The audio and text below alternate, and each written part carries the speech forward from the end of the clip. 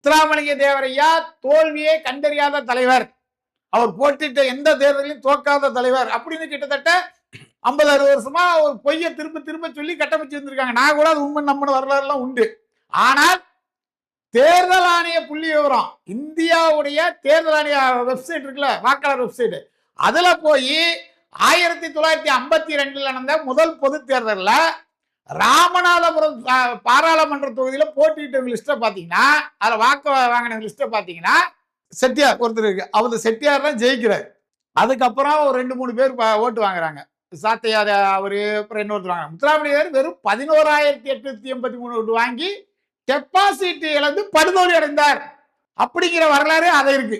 இப்போ அதை சமூக ஆர்வலர்கள் முத்துராமலிங்கர் தோத்துட்டாரா அப்படின்னு நிறைய பேர் நம்ப முடியாதவர்கள் இதை சமூக வலைத்தள பதிவு செய்யும் போது அவர்கள் அதை ஏத்துக்க முடியாம இது இவங்க இது பண்ணி டிசைன் பண்ணி போட்டிருக்காங்க, இது உண்மையான தகவல் இல்ல, எங்க ஐயா தோத்ததே கிடையாது அப்படிங்கிற மாதிரிலாம் பதிவுகள் போடுறாங்க.